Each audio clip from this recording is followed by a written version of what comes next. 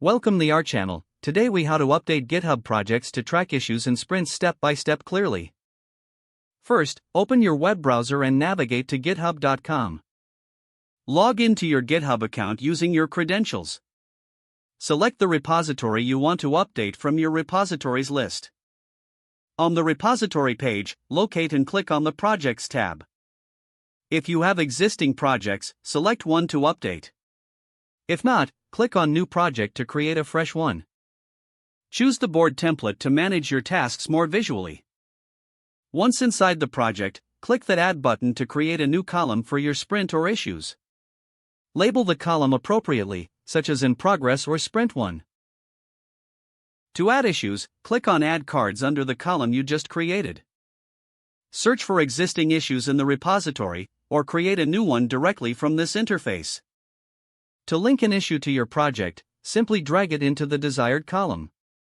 If needed, adjust the title and description of each card to reflect current status. Use tags to categorize issues based on priority or type, enhancing organization. Set up a timeline for your sprints by selecting the desired timeframe in the project settings. Activate the option for automated tracking to keep track of progress automatically.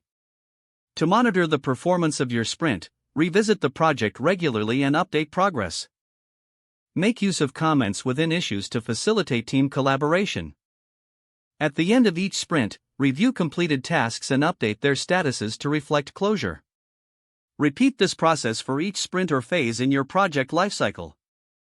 By keeping your GitHub projects updated, you ensure better visibility and management of your workflow.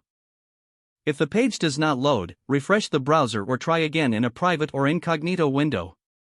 Make sure you are using the correct email address, then retype it carefully to avoid small typos. If your password is not accepted, use the reset option and create a new strong password you can remember. Check your spam folder for verification or security emails, then complete any requested confirmation steps. Enable two-factor authentication if available to improve account security and reduce unauthorized access risk. After signing in, review your profile details so your contact information and settings are accurate and current. If you see an error message, note it down and try again after restarting your device and internet connection. Don't forget to like this video and subscribe to our channel for more step-by-step tech guides.